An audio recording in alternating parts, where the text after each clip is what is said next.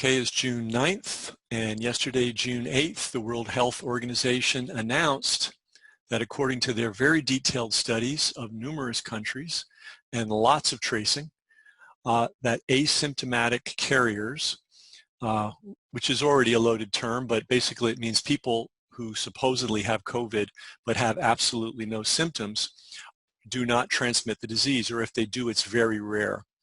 So I assumed yesterday that this was going to hurt Tony Fauci's story and that there was going to be some pushback, and 1,001 of his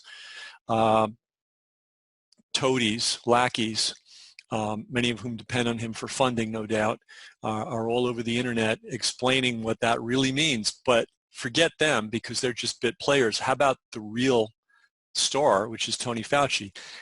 He was hit hard enough by that he actually got on Yahoo and did an interview. So here's his section where he answers the question about asymptomatic spread of COVID-19. Dr. Fauci, thank you again for joining me. And I want to start with one of the most hotly debated topics right now, which is asymptomatic transmission. I'm sure you've heard the World Health Organization yesterday gave out some information from member states' data that suggested that possibly asymptomatic people are less likely to transmit the disease, and they were differentiating between asymptomatic and pre-symptomatic. So I'd like your thoughts on that. Yeah, I think a lot of confusion has emanated from this issue of an asymptomatic person and asymptomatic transmission. When you look at the number of people, if you look at all the cases of coronavirus infection, about 25 to even up to 45% of the people are asymptomatic. The real question is, what is the percentage of infections that go from an asymptomatic person to an uninfected person? And that's something that we know it occurs, but we're really not sure exactly what the extent of it is, because it's very difficult to measure that. You can determine how many asymptomatic people are merely by doing screenings and finding out. But when you're doing epidemiology, so what the WHO said yesterday, that although there are asymptomatic infections and although asymptomatic people can transmit, they are not the drivers of the outbreak. The drivers of the outbreak are people who are symptomatic and transmit to others. That doesn't mean that asymptomatic transmission doesn't play a role, but it isn't the major driver of the outbreak. And yet there's this confusion when people talk about who's asymptomatic infection and who's driving it. But that's really what the WHO meant. Okay, did you get that? I mean, my head is spinning. I know what the real story is because I read it yesterday, and he has managed in the space of a minute and a half to totally confuse me. Now, thanks to the magic of videotape, we're going to go through this thing one piece at a time. But before we do, let's remember why this is so important. And I'm not trying to be facetious here. This is such a web of confusion, the word he used as he started his little spiel off, that it's very easy to lose track of what's going on. So let's just remember the world economy has been shut down. Okay, we have the highest unemployment numbers in the United States since the depths of the Great Depression. At least, according to economists, half the people that lost their jobs are not getting those jobs back. Hopefully they'll get some other job at some point, but they're not getting their original jobs back. That's just the United States. And that doesn't count all the small businesses that have been wiped out or crippled or badly hurt. And that doesn't count all the other countries in the world. World Bank came out with an estimate, typical economist estimate, that 100 million people have been pushed into extreme poverty as a result of the COVID caper. They didn't call it that, but that's what it's going to be known as, believe me, when people wake up to this. 100 million, that's a big number. And extreme poverty, you know, you really have to leave the United States and get off the beaten track and go to places that you wouldn't even know are there to understand what extreme poverty is. It's worse than any prison sentence. And the World Bank is estimating that 100 million people have been pushed into that as a result of this. And I don't doubt it because I have a connection to a village in Guatemala. Those guys haven't been able to earn any money since March. And for them, that's no eating. So this is quite a serious thing. So that's why we're paying attention to this.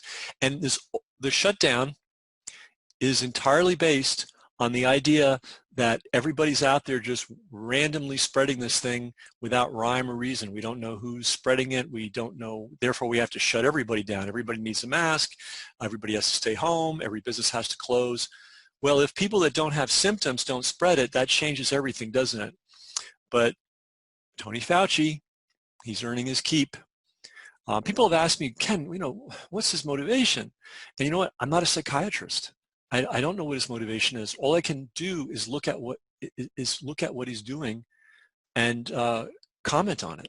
So let's look at the very first bit of his spiel. Yeah, I think a lot of confusion has emanated from this issue of an asymptomatic person and asymptomatic transmission.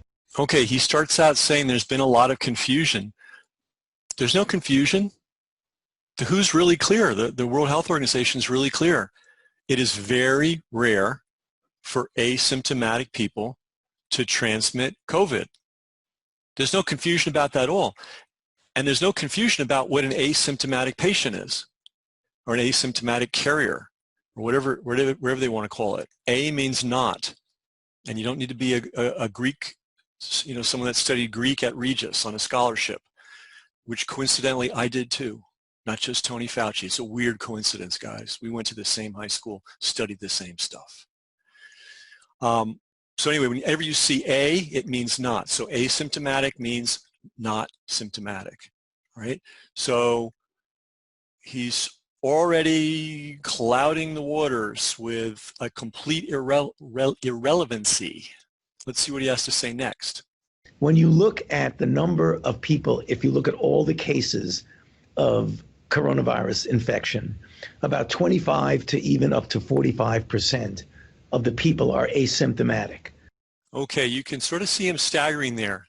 He says, when you look at all the cases, and he's drawing your attention away, from the issue at hand to get you to think about all the cases. And then he brings up the word infected. And then he says 25 to 45% have no symptoms. I've seen reports that say 80% have no symptoms.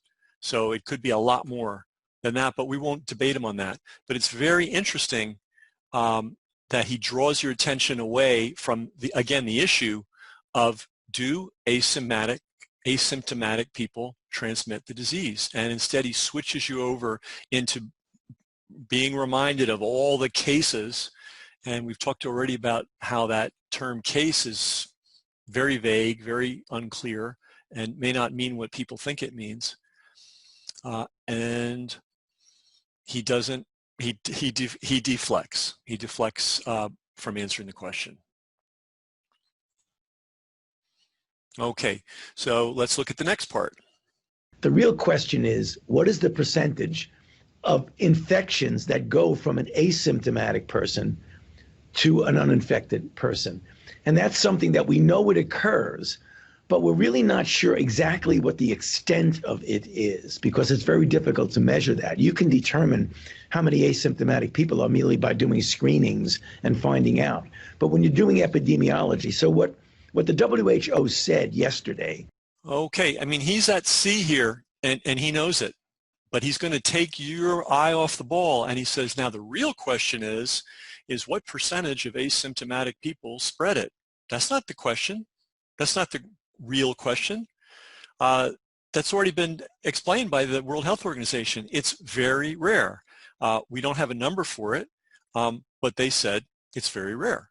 So that should, so the real question is not what percentage and so on.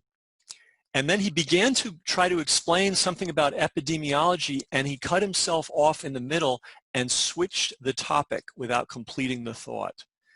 And that the guy's slick, and he's absolutely lost, but he's keeping such a straight face, right? It's quite the performance. Okay, maybe it's because it's the end of a long day and I'm a little tired, but this guy's got my head spinning around. The whole issue, let's go back to the whole issue. The whole issue is very simple. do asymptomatic people transmit COVID? All right. And he's saying, oh, they do, but they're not the main driver. No, that's very rare. That means the transmission is taking place among symptomatic people. And he's obscured that beautifully. All right. You're like thinking, well, yeah, there's a little bit of this and a little, no. The World Health Organization was very clear. Asymptomatic transmission is very rare. If asymptomatic transmission is very rare, that changes the whole ball game. It changes the way you handle this thing.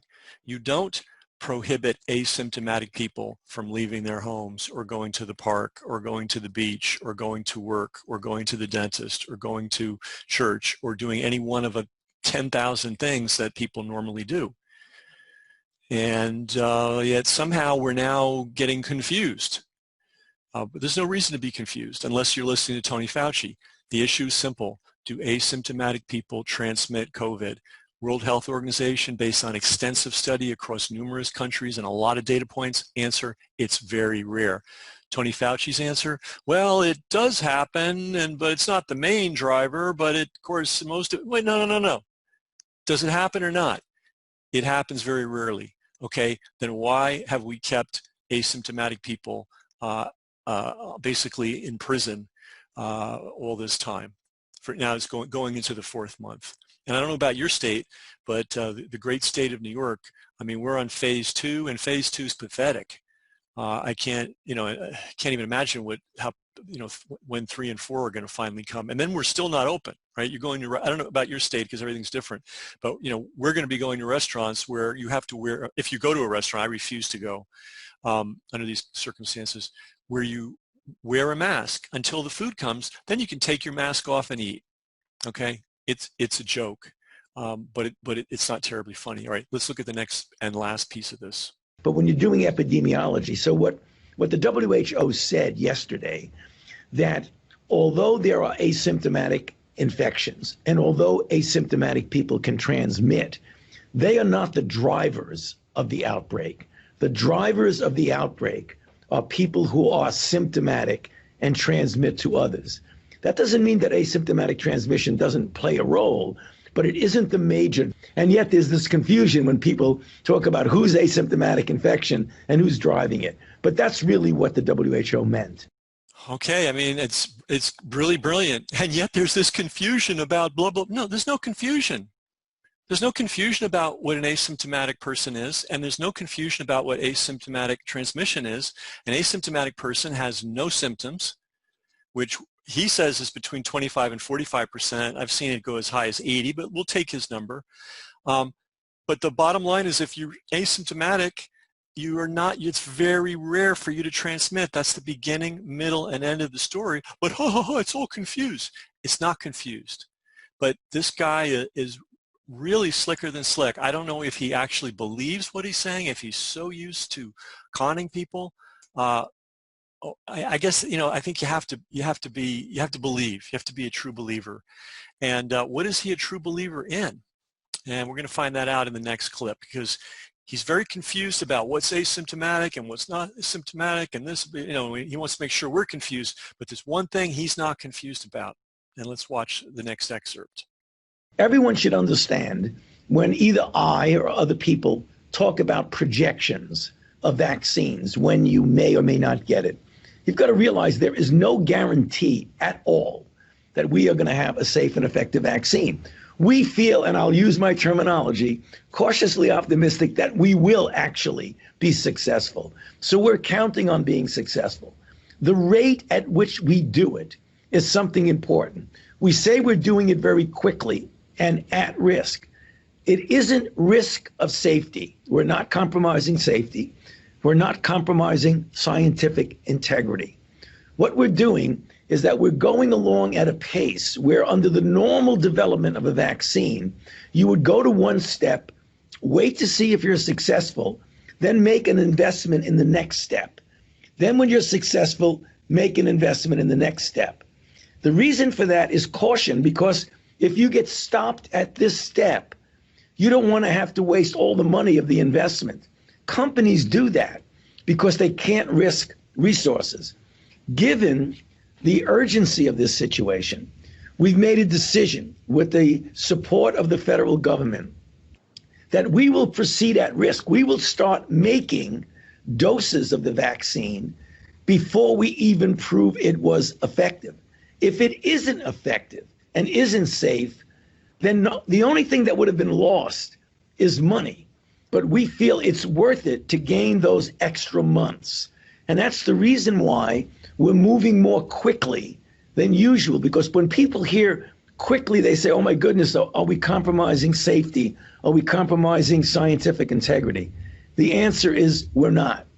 Given that, we project that we will be able, if we're successful, Anjali, and that's a big underlining, if we're successful, it is likely that we will have doses to be distributed to people by the end of this calendar year or the beginning of 2021. And then you ask, well, who's going to get it? Obviously, ultimately, you want everyone who needs it to get it. But the prioritization has always been you give it to the healthcare workers who are going to be deliberately putting themselves in harm's way to help people. They need to be protected. Then you have a number of vulnerable people, the people who have a greater chance of getting the complications of infection, the elderly, individuals who have underlying disease. And then you go down the line until ultimately you get everyone. That's what it is. And it's something that, again, we're aspiring for that. But when you're dealing with the development of vaccine, there's never a guarantee that you're going to get it. Again, my head's just spinning. There's so much in that little clip there. One thing that's not clear is they're going full steam ahead with this vaccine. They are absolutely skipping steps. They're not going to worry about it. And when they talk about, oh, we'll lose his money, he's talking about you. This is taxpayer paid for. And it's possible that when all this is done, it won't be needed or it won't work. But somebody will be paying the bill for that, and that somebody will be you. Now, if it does work, in quotes, it will be licensed to one of these drug makers, and they will pay a royalty back to the NIH or CDC or a combination of both. So that's how that works. So you pay. If it fails, it's a complete loss. If it succeeds, the money goes to support more Tony Fauci operations. And I mean, we could just pick this thing apart all night. But you know, it's clear, you know, their dream is they're going to have every doctor and every nurse get this thing. You know, if you want to keep your job, you got to submit to it's basically an experimental vaccine that's maybe not even needed. Well, you know, there's a whole nother issue about how even real the fundamental science of all this is, but we won't go there tonight. That requires a little more time. But now look at the next batch. So they're going to give it to hopefully healthy doctors and nurses who will, you know, not be sickened by it, or will have the resistance to not be sickened by it. Then they're going to give it to the vulnerable. So that means, remember we were all worried, we're supposed to all worry about grandma, and I don't have my grandmas anymore, but I would worry about them if they were alive, you know. But Tony Fauci's not worried about grandma. Grandma's going to get this rushed vaccine. I love how he talks about how, well, we're not really rushing things, we're just skipping steps. Okay. So first, doctors and nurses, then the vulnerable, the immune compromised, the elderly, because they're vulnerable to COVID. And then he's really clear, then everybody. He's got it all, they've got it all planned out. And this is the part of the interview where he's very animated and pretty clear. You know, this is because this is what it's all about for him. It's not about stopping the spread or educating people or showing people how to stay safe or any of that. It's about keeping this thing going as long as humanly possible until the vaccines are ready, at which point a percentage of the population will be clamoring for them. And you don't need 100% of the population to clamor. You just need, even just 10 or 15% zealots making a noise about how much we need the vaccine, and out comes that vaccine for everybody. So that's really what the plan is here. So this is sort of an experiment, production-wise, doing this very rapidly. I mean, we just got the video an hour ago, and I'm going through it right now really fast. But we're going to play it one more time, and now based on the things I pointed out to you, watch it and listen to it again, and tell me what you see. Dr. Fauci, thank you again for joining me. And I want to start with one of the most hotly debated topics right now, which is asymptomatic transmission. I'm sure you've heard the World Health Organization yesterday gave out some information from member states' data that suggested that possibly asymptomatic people are less likely to transmit the disease, and they were differentiating between asymptomatic and pre-symptomatic. So I'd like your thoughts on that. Yeah, I think a lot of confusion has emanated from this issue of an asymptomatic person and asymptomatic transmission.